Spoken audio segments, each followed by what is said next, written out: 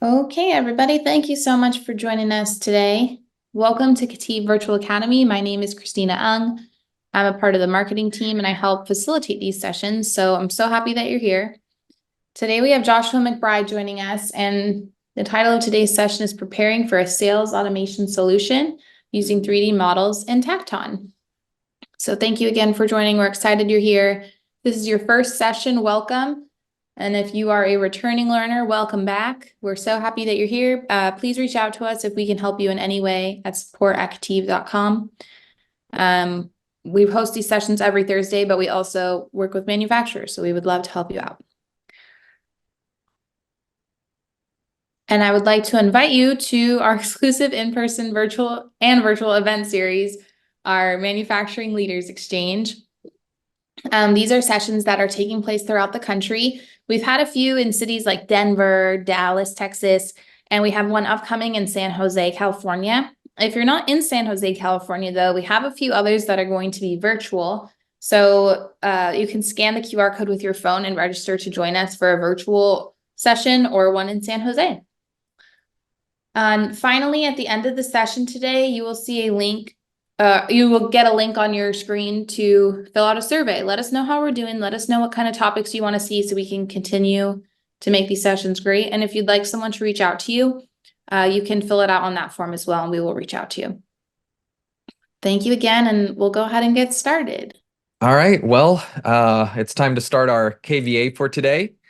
Today we're going to be kind of covering the first piece of preparing for sales automation solution.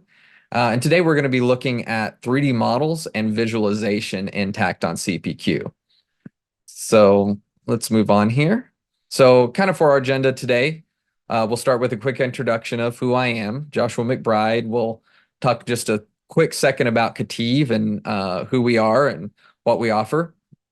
We're going to do a quick review of the last presentation, and then we will move into our main presentation today, which is product visualization. We're going to talk about what visualization is versus CAD and the key differences there, why we would want visualization, right? Why would we want that difference?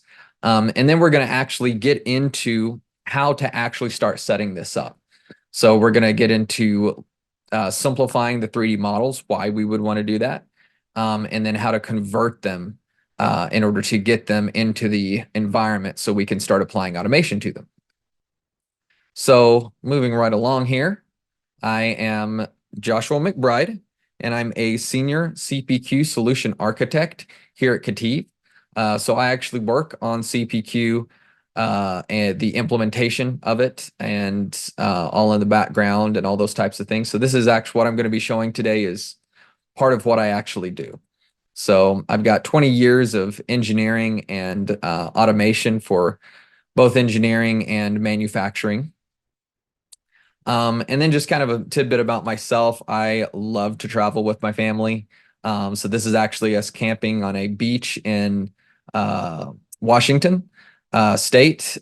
We stayed in a few beaches and we went up through Olympic National Park. This is me and the kids up early in the morning during low tide. And it was, we love to travel, and it was the best trip I've literally ever had. So, yeah, fun stuff there. Okay, so about KETIV. So KETIV's ultimate goal is we want to revitalize American manufacturing for a better tomorrow. And so the question is how do we plan to do that, right? So the key is that we want to be your partner, and we want to seek to increase your efficiency and productivity through customer engagement all the way through to the manufacturing and even into service. So we want to provide as many aspects from beginning to end as possible. And so in order to do that, we recognize that really the first step in this is the customer engagement. And that's where we've partnered with Tacton CPQ. Because we recognize that all the downstream processes are ultimately fed by the interaction with the customer. So if we can increase that area, make it more efficient, get better information, all your downstream processes will be improved as well. So what is CPQ? It's configure, price, quote, right? We configure the product, we produce an accurate price, and then we can even produce a quote automatically, right? And with Tacton in particular, we can provide that fully automated with confidence so that it can go straight to the customer. So why did we choose Tacton? KETIV, we are the current exclusive reseller of Tacton CPQ in North America. And they have their automation uses patented AI that was developed at the Swedish Institute of Computer Science. So this provides very enhanced abilities, what we call constraint-based configuration. So we can have a open equation in essence, and the configurator can still produce a solution. There's product design optimization. So you can choose to have it optimized on certain factors, such as price versus performance. There's interactive visualization. That's what we'll be looking at today. There's augmented reality that is provided with that, allowing you to see the product in the real world. For instance, if it's a truck or an RV, because I love RVs, right? Then you could actually see that setting in your driveway, walk around it, step into it, and see what it would actually be like. And then, of course, one of the key things is that it's easier to implement and maintain than so many of the other systems. So let's get right into things here. So last time we talked about CAD integration, kind of what that looks like, an intro into how to kind of go about that. So with CAD being computer aided drafting, the key is that it is highly accurate, right? Dimensionally, and it is a highly detailed model, right? So, we want to be able to pull large amounts of data out of it, such as a complete manufacturing BOM. And for some people, that may go down to the screws, nuts, and bolts level, right? And so the key here is that the CAD model is intended to match the real world result as closely as possible, right? So to do that, that takes a lot of processing power and a lot of memory, not only from the file side, but in the RAM side of your computer and your all your processing resources, right, for the computer. So if we compare that to product visualization, on the other hand, okay, what we're really looking at is a live 3D model of the product based upon the user selections in the interface. Now, as we saw previously, we can feed those user selections to CAD and automate that to get the appropriate results. But the difference is this is live. So as soon as you make a selection, okay, you're going to get a result here. And so we kind of have a example here we can look at. Okay, so this is one of the available demos. And so you can see as the changes are being made, the visualization updates automatically. So we can see that floor changed, okay? And we can even move into the elevator. You can see make changes as to where those buttons actually sit, so it's interactive in order to produce the solution, the desired solution for the customer, right? And once again, it's all live. And then this can even be used to in augmented reality. And we'll see an example of this here as well. So here, they're going to set the truck in the appropriate place. Okay, so they move it here to where it's going to set on the actual road. And then he's walking around it. We'll kind of skip forward here a little bit. He'll literally look into it. He can actually step into it. Move back, look at all the different aspects, and get not only a chance to look around it, but get an idea of scale to see how well it's going to work in maybe the environment he's going to use it in. And then here we can see where he literally gets inside. You can see the bed in the background, and so forth. So once again, highly interactive. But to do this, and this is the key to do that, okay, you've got to have a simplified model, right? Because in the case of augmented reality, we're running it on a cell phone, right? So we don't have the full processing power of a dedicated heavyweight CAD machine, okay? And so why do we want to provide this though? Well, ultimately, it's easier for customers to configure the product when they have a visual to give them an understanding of what they're ultimately going to receive. And this reduces selection errors because now they have a better understanding. And it also means that they don't have to have as good of an understanding of the product to begin with. This also ensures that customers can order what they want, right? They have a chance to almost interact with that product in the real world, right? In order to really be extra sure and confident in their order. And all these things, amongst many other things that I'm not going to take the time to get into today, but all these things ultimately increase your sales, right? If they're able to see an immediate visual result that they can have confidence in, and that they can, even step into and increase their confidence in your company, in that product, in what they've selected, they're far more likely to buy from you instead of a competitor. So with that in mind, well, kind of, once again, compare the two. CAD, we've got highly detailed models that are large files, and the software is heavy on resources. And so attempting to use this in a web browser results in it being very slow to load, slow to interact. It limits the number of devices that would have the capabilities to do that.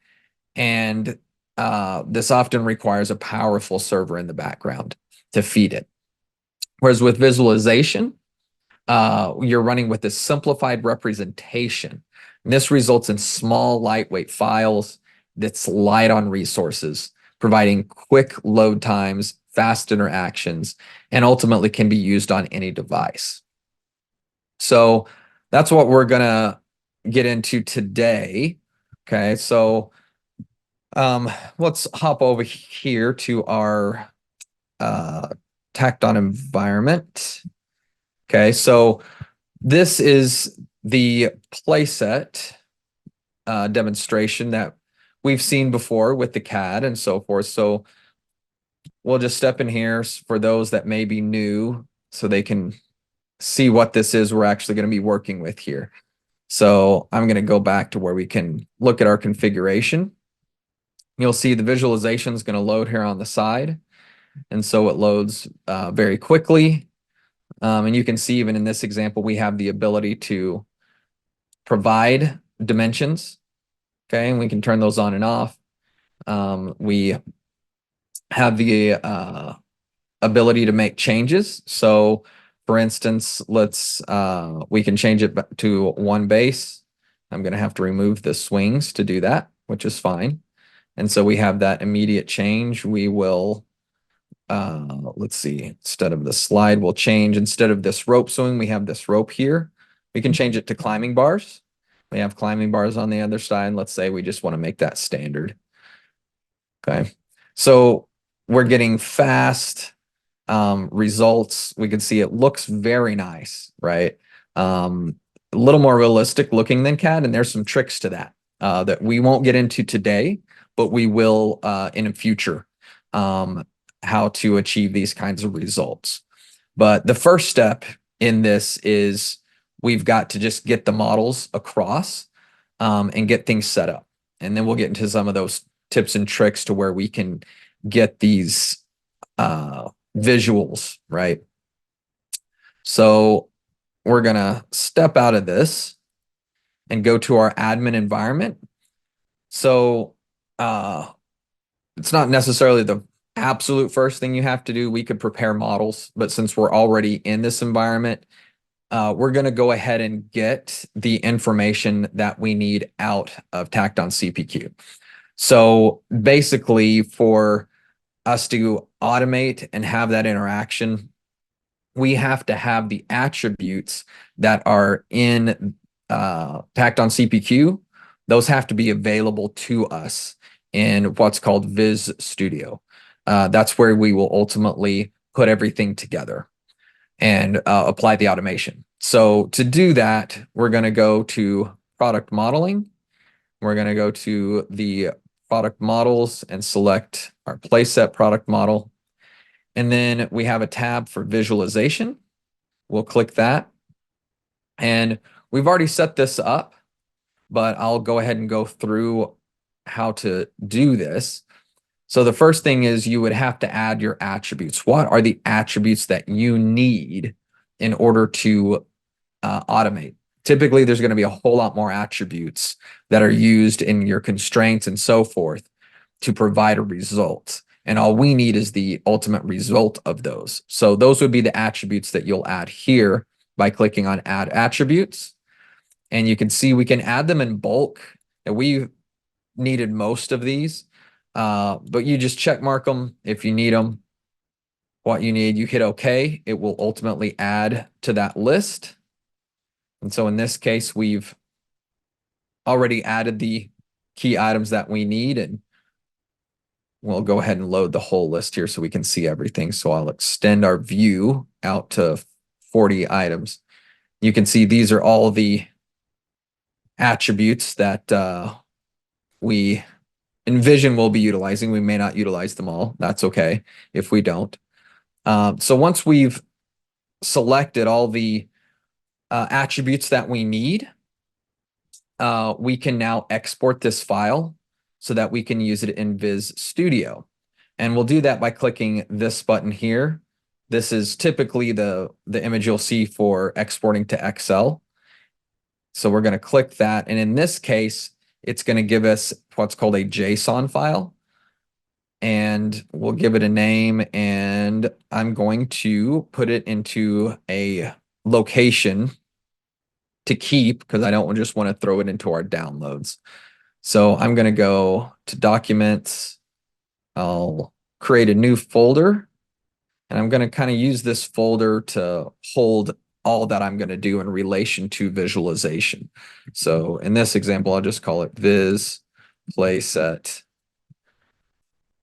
Open that, and we will go ahead and just keep the default name is fine for me. So I'm going to save that. So now I have an export of all the attributes. So the next thing I'm going to go ahead and do is move to, let's see here, to Viz Studio right here and make this full screen. And so I'm going to open a project to start here. And then I'm going to navigate to the folder and file that I just created. So we called that, called that Viz Playset. So here's our Viz Playset folder. And there's the JSON file that we just exported. So I will select that. And that is going to start our project. We're going to go ahead and connect that project to the CPQ environment and hit OK for the license. And so now we've started our project at this point. So this is the main environment for Viz Studio.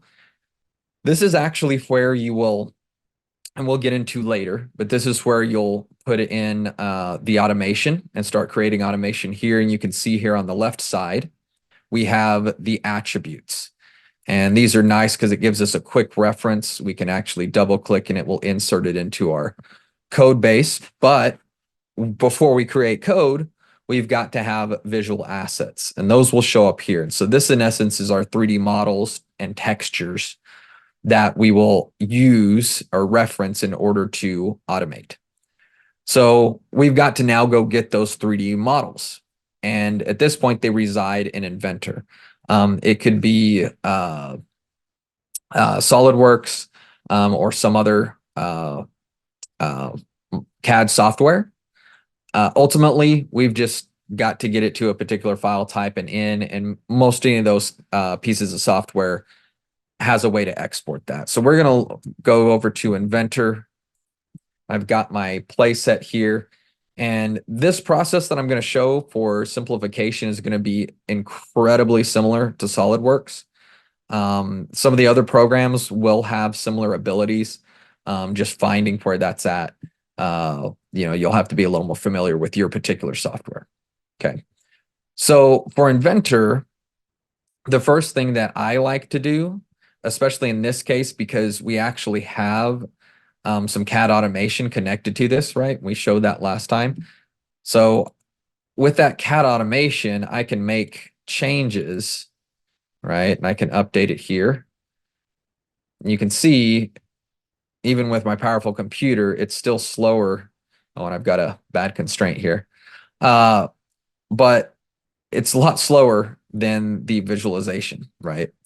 And that's because we've once again simplified that visualization. So, but the key here is I don't want to break this automation. So what I'm going to do is I'm going to create a new representation. And in fact, what I'll do here is I'll actually go through that process. I've obviously done this before, so we'll just delete this. But what we're going to do is create a new representation. And what that will allow us to do is if we're going to run the iLogic code, then we'll run it on default. And any of our work will be done on the new representation that we create. So I'll create a new representation here. Just default's fine. Click OK. And let's see. Oh, sorry, didn't quite do that right. We need click here, new. Sometimes when I talk, I don't really pay attention to what I'm doing. Okay, so now we've got a new representation. I'm going to call it simplify. Okay, so any work I do, I'm going to do here. I'm sure you're curious, what is that work I'm going to do? It's not a whole lot, but that's what we're going to get into. So the key thing is we need to do a little forward thinking here as to how we're going to automate this thing. So we like to think about it in pieces, and we want to reuse as much as possible. Okay. So in this case, I'm just going to start with this piece here that's highlighted in red. Okay.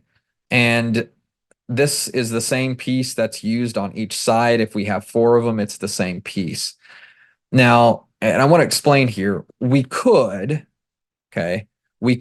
take all 4 of them all at once, but there's one issue with that. If we take all 4 of them, the other 2 cannot move separate from the first 2. And we need them to move separate because those 2 play sets can be further or closer together. So then the question is, okay, well, why don't I just take both of them as one object in essence? The reason I don't want to do that, although that would be simpler when it comes to setting up the automation in some aspects, the other aspect is it's going to increase the amount of data that has to be sent over the internet. Now, ultimately, the resulting model would have the same number of polygons, and we're actually going to be working in polygons, surface modeling. It would have the same number of polygons, but the amount of data that has to be sent is increased, and we want to keep that as low as possible. The last thing is this part of it can change. Now, I could do that even if I took both of them, but once again, it's actually simpler if I just take one side. And I don't want to take all the rest of it because they all need to operate independently as well. So we kind of have to think about each object and how they need to automate and operate and take them in pieces. So what I'm going to do is I'm going to select this first base piece. I'm going to right click and I'm going to isolate it. I'll go ahead and remove the associativity, which is fine because I'm in a different representation. So if I needed to go back to my iLogic in order to obtain another piece, I go back to the default view and my iLogic will operate just fine. And then I can move back to my simplified view. So now I've got the piece isolated that I want, and I'm going to use the simplify command in the assembly tab. So I'll click that. We'll get all our options here on the left.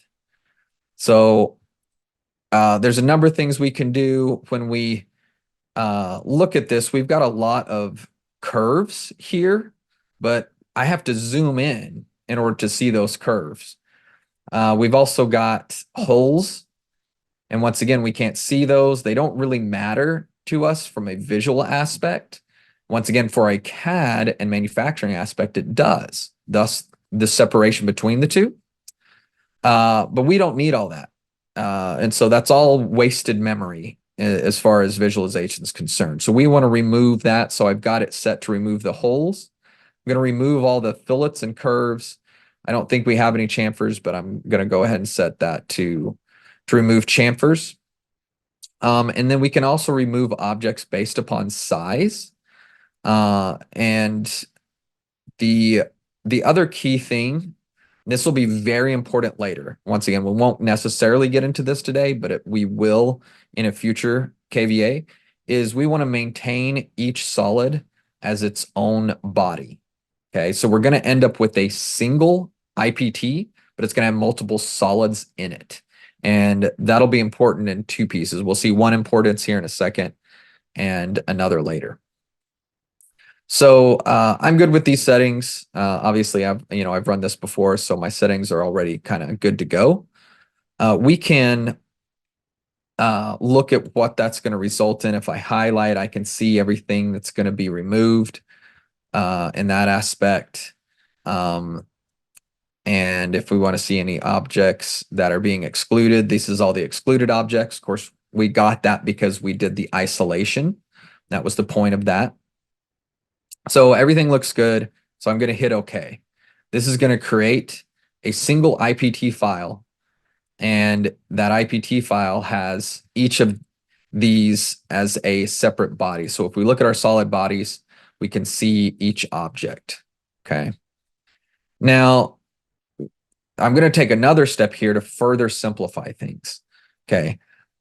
I have individual boards here, but I don't need them as individual boards. Now, once again, in the visualization, it looks like there's individual boards. Okay. If I, we'll hop back over here and, run this for a reference. Let me hop back in. And figure. Okay. So our visualization will load here, and it looks like we have individual boards, right? For both the roof, this, and, all these different locations. And we'll get into how to do this later, but once again, we got to think about these things as we plan, right? And so as part of that, this is actually a single solid. So this is a single face. And this is nothing more than an image or texture that is placed on top of it to make it look like individual boards. So by doing that, I'm going to dramatically reduce the number of faces and once again, reduce the memory and processing necessary for this. This is one method of doing that. We'll cover another method in a future KVA to simplify things that have complex curves, such as the slide, okay? So we'll hop back here, and what we're going to do is we are going to use our combine function in Inventor, and we're going to select all of these and combine them into a single solid, so it will give us just, basically a rectangular, large rectangular solid, okay? So we're going to use the Boolean join command. We'll hit OK. And now we've got a single piece for that. There may be other objects where there might be spaces between them that you can't do that with. In that case, just remove them or exclude them from your simplification. Quickly create a new sketch and extrude it to replace that piece. And once again, it's worth it. It makes these things operate very fast and efficiently.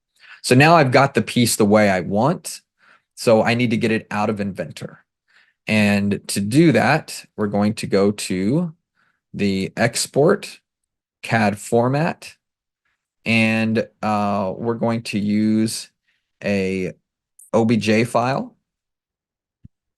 And something to keep in mind here, and this is one of those things you do it one time and then it's good and you don't have to think about it again. But we want to make sure that our scale is going to operate correctly. So if I go to options, I'm going to make sure that my units are in inches because that is what I have set in Inventor. So got this drop down in the way. Let's move that.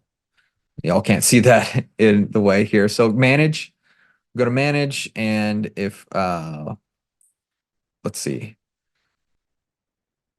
It's not the styles editor's tool. There we go. Document settings. We go to units and we'll see it's in inches. So we want to match that in our export. So once again, we'll go to File, Export, CAD format. We'll select the OBJ. And I'm going to put it into that folder that I created earlier. So we'll find our Viz playset and we'll rename this to base and hit save. So we've now exported that file. So we're going to move back to our Viz Studio, and then we're going to go into our visual asset editor. This is where we interact with I'm sorry, I'm moving ahead here. We're actually not going to go there yet. We're close to that. We're actually going to go to Blender because we need to get this into another format, and we'll actually cover once again in a future one how to use some aspects in Blender to further simplify things. So when you first start Blender, you're going to have these few objects. We're just going to delete the object, the light, and the camera out of the scene. We'll go to File, Import, and we're going to, let's see, go to Wavefront, which is OBJ, and navigate to our folder, which is the Viz playset. And we're going to select the base.obj file and import it. And I got to zoom out here. There we go. So we've now got our file in here, or our object, I should say. At this point, there's nothing we're going to do on this. This is as simplified as we're going to make this object. Once again, some of the others will do some other types of prep. Sometimes we have to come back here to correct some things with textures. We'll cover that in a future KVA as well. But for now, we're just going to pass on through. We're going to export this to a FBX file. And we're going to call it base.fbx and put that in our Viz playset. And I'm going to put it into our visual assets folder here and export. So now I'm actually ready to go into our Viz Studio. We'll open the visual asset editor and give that just a second to open up here. It may open up on one of my other windows. Actually, yeah, there it is. So I'll expand this here. And okay, so here is where we're going to interact with our objects. So the first thing I've got to do is actually import that object that we just created. So we're going to click import asset. Now you can also drag and drop into here as well from Windows Explorer. And you notice it automatically opens to the visual asset folder. And that's why I threw this in here. So I'm going to select it. I'll click open. And we could import the textures. I'm not concerned about that because we will be replacing those textures in the future to make it look more realistic. So I'm just going to go ahead and click import. And you'll notice it brings in some colors in this case because it's going to have something applied, but it ignored the textures that were there. So with that, zoom out here a little bit. We're going to get rid of our room. To see this object, we're going to drag it from our asset browser up into the viewport and drop it. Let's see, zoom out enough here. And there it is. So we have our first asset. Now, something I want to point out here, and once again, these will become more important later, but this particular area is kind of our area where we prep the files. And then once again, if we're back in this environment, this is where we will apply the automation. So something to keep in mind here is a couple things. Is that one, if we have this check mark here on this left side in the scene, then it is going to load that object automatically. Okay, so it will always be present. In order to interact with that and basically make calls to it to, for instance, change the texture on this so that we can have those climbing bars and so forth, then we're going to have to load this separately so that we actually have a reference. This goes with all the other objects, okay? So those objects will all be loaded via our code, in essence. But to make sure that they're all in the right place, this is kind of an area to do that. Because we have an XYZ here, we can scale it and so forth. We can make sure it looks the way we want with textures and things like that.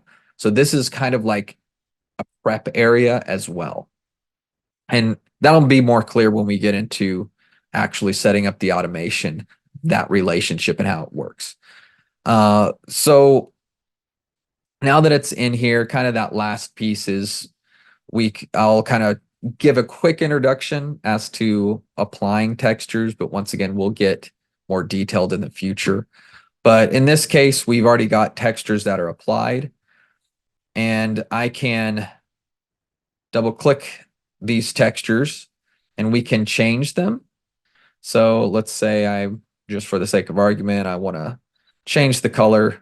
We can see that is changing on the object itself. Okay, so I'm going to cancel that. We have all kinds of other aspects here that, once again, we'll get into in a future KVA. And if we want to change, so I'll double click this so we can come back here. If I wanted that same texture on multiple objects, then I can drag it from here and I can drop it into one of these locations, which this is identifying our different solid models, and their names actually match what is in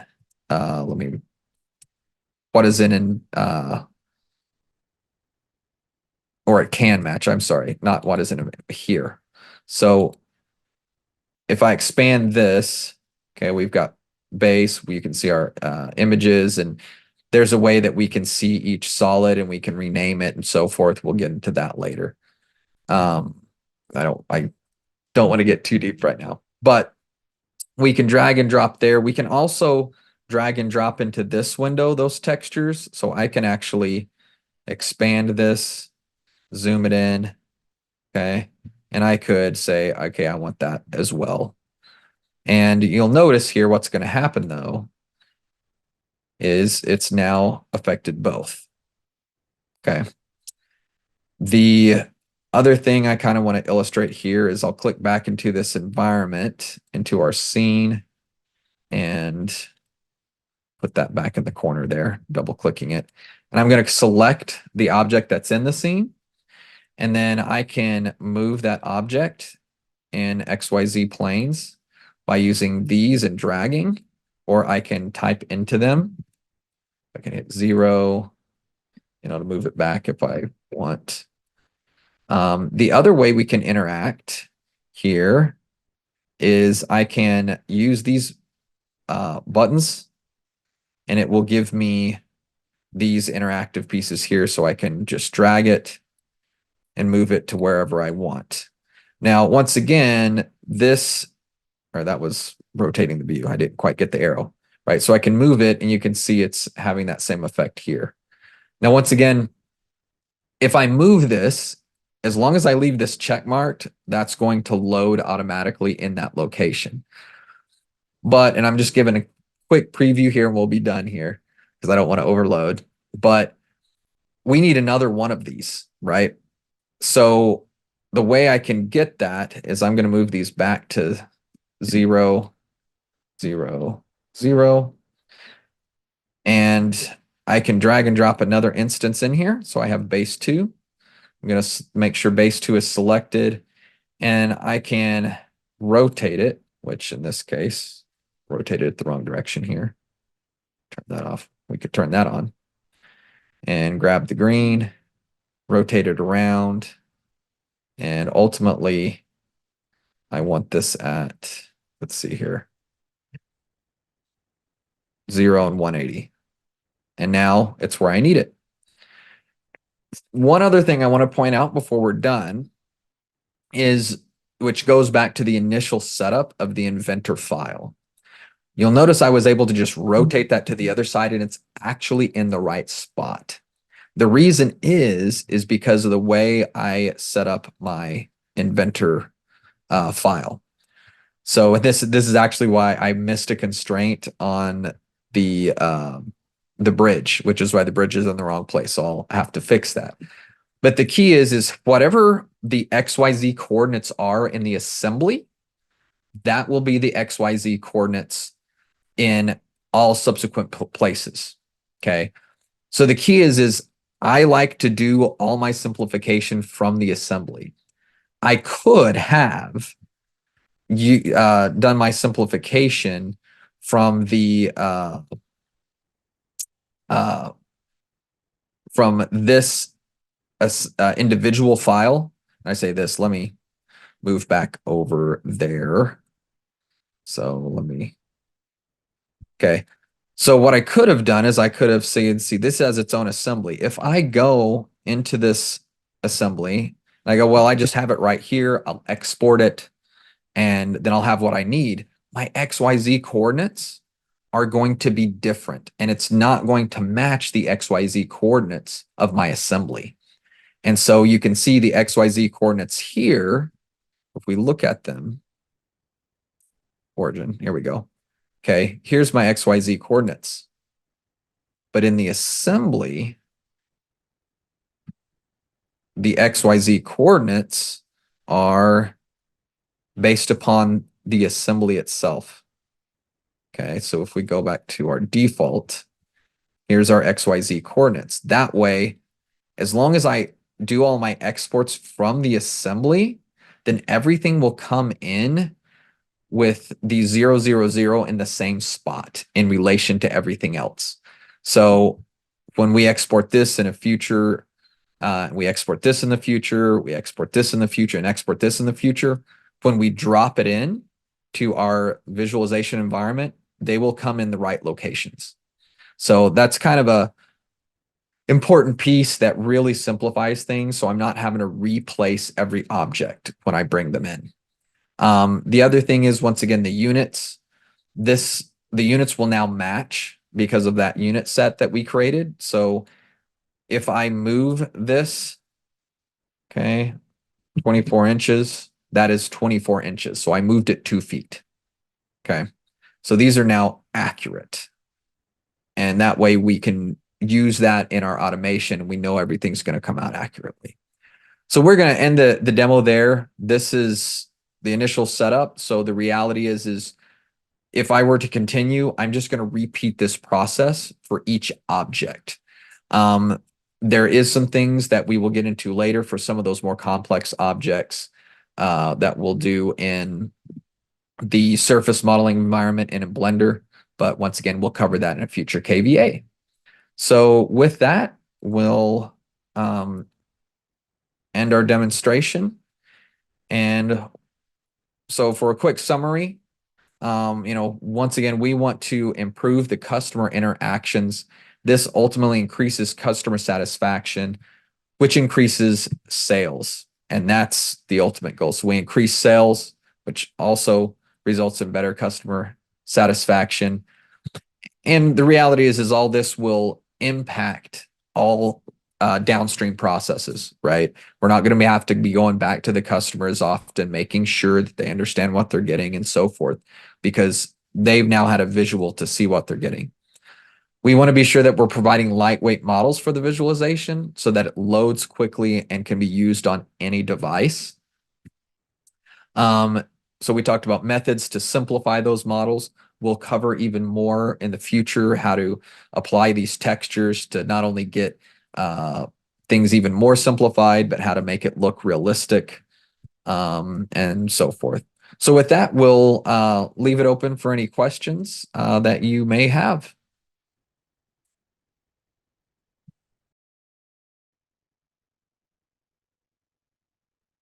Okay, well, I'm not seeing any questions right now in the chat or anything. But of course, if there are any questions, you can always contact us here at KETIV. You can find our go to our website, ketiv.com, KETIV.com. You can get our number from there or email us from there as well. Or you can email me directly at joshua.mcbride@ketiv.com. So yeah, that seems to be it for today, since we have no questions, and we look forward to seeing you all in our future KVAs.